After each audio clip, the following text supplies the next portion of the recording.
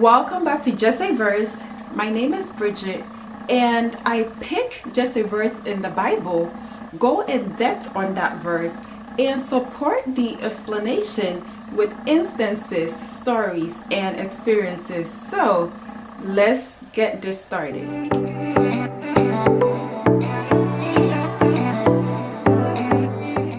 The verse we're going to be working on is John chapter 10, verse 10. And it says, "The thief only comes to steal, kill, and to destroy.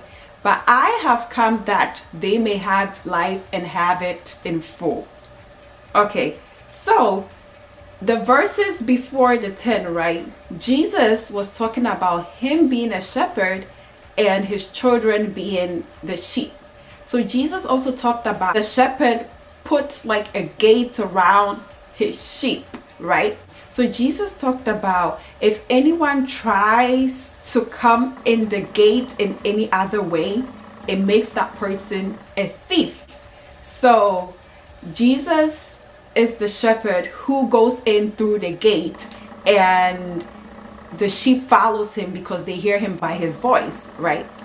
And whoever that goes to Jesus will be saved. So that's what that whole verse is talked about. But the verse we're going to be working on is John chapter 10, verse 10. So that's when Jesus talked about the thief only comes to steal, kill, and to destroy.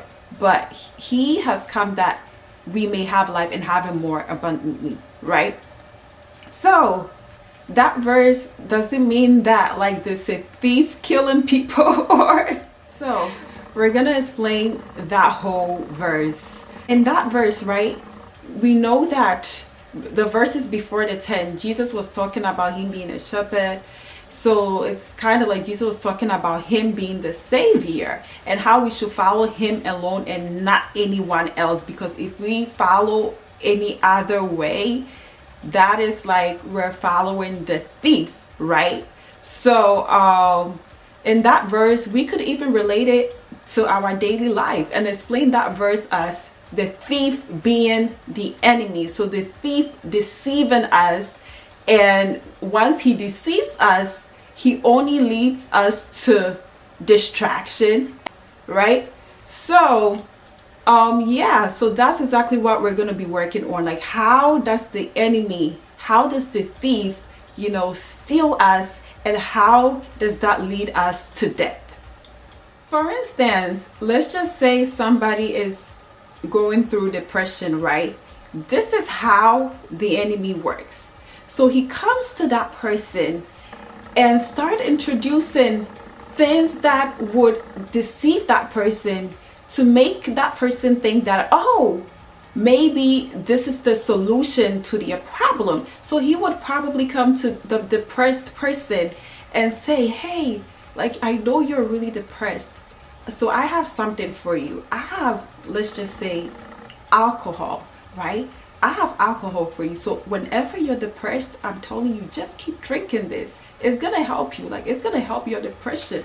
So maybe that person, starts believing. So far, you see how the enemy is stealing? He is introducing alcohol to this person. Meanwhile, he's stealing that person. So he introduces it to him or her, and then now whenever that person feels really depressed, they go to this alcohol, they drink it. Whenever they're depressed, they drink this alcohol. So that's how the enemy works. He steals, and then afterwards, guess what? What does alcohol causes? Probably liver problems and a whole bad health condition. So that's how the enemy works. He's stealing, and now he's leading that person to death, because the more you drink the alcohol, the more you're gonna get health problems, and that is leading that person to death, to distraction. So this is how the enemy works. Again, it could be anything. It could be, let's just say somebody went to the doctor and the doctor said, oh, you need to stay away from certain foods. So now, the person has some food that they're trying to avoid. The enemy will bring that same food and just tell you like, hey, like, are you, so let's just say the enemy is introducing the food to you. He's bringing that food and you're just like, no. But the enemy will come to you like, you're really gonna let this food slide by? Like, are you really serious? And then he starts telling you stuff like, what is your mouth made for? Like, you better eat that food. And then you're thinking and you're just like, you know, I don't know what to do, because, you know, I'm really trying to watch myself. And the enemy would just be like, it's just gonna be this one time, and then you just fell for it and eat it. That's how the enemy steals.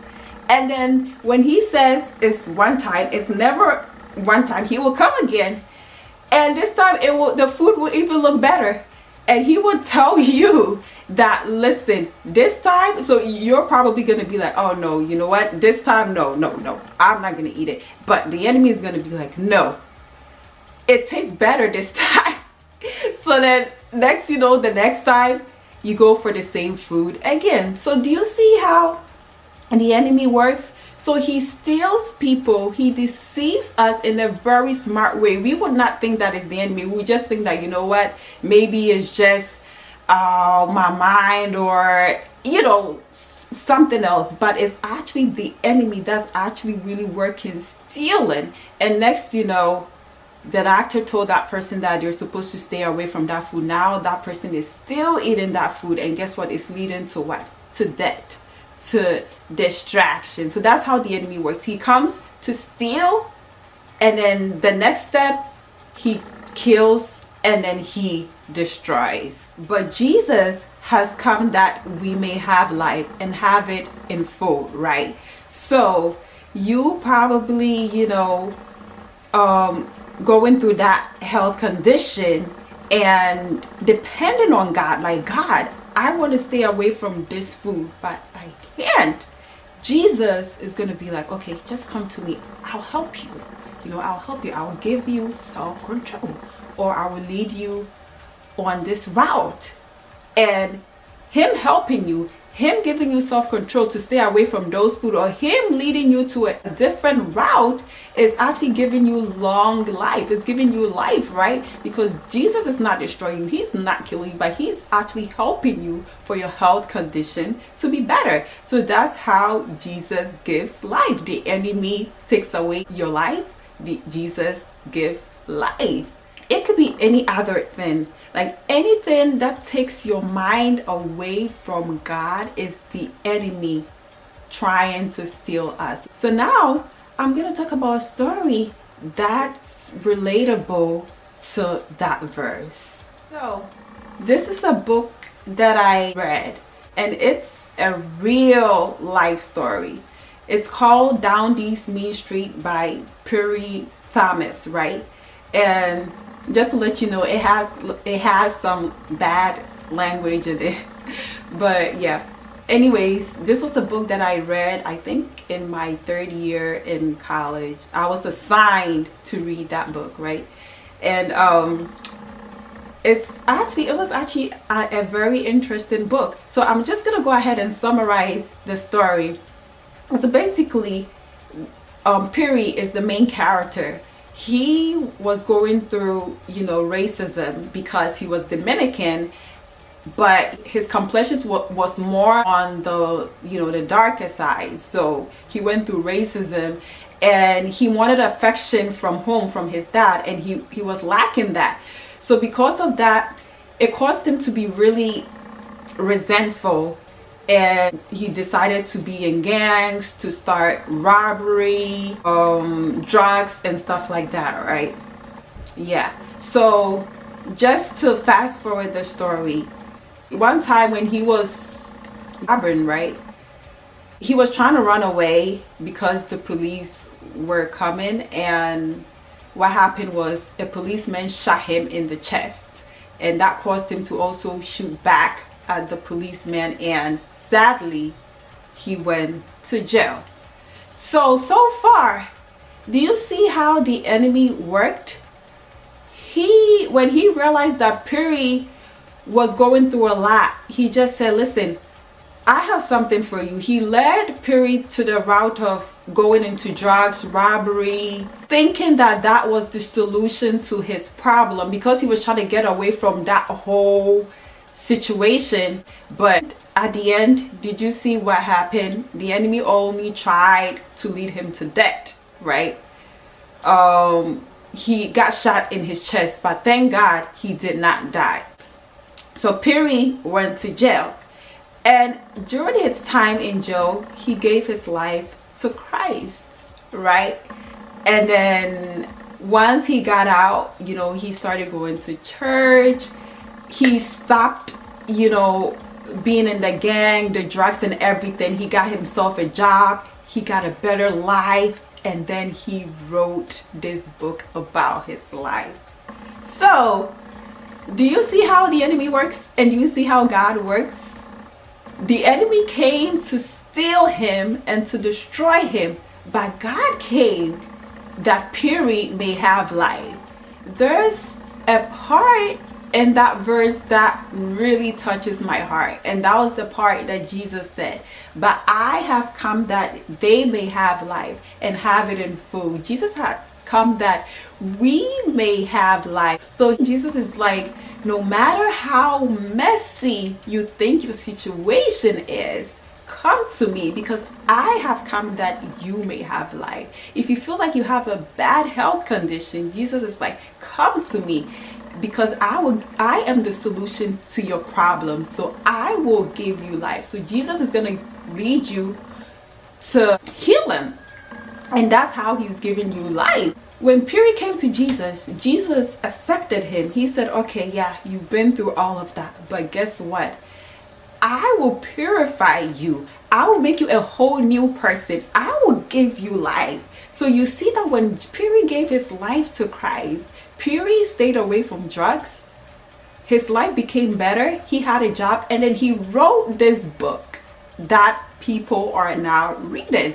Jesus comes to give us life. The enemy is just a deceitful person, but Jesus actually comes into our life to give us life. So he said, no matter what you've been through, don't think that Jesus doesn't love you. Don't think that this is the end of the world. No matter how bad your situation is, or how disorganized or sloppy you think your life is, always remember that no, it is not. Because if you come to Jesus, he is only going to give you life and give you in full. So whatever situation that we find ourselves in, right, we should never think that we have to go elsewhere to get the answer to our problem, or we have to do something else, for our problem to be solved.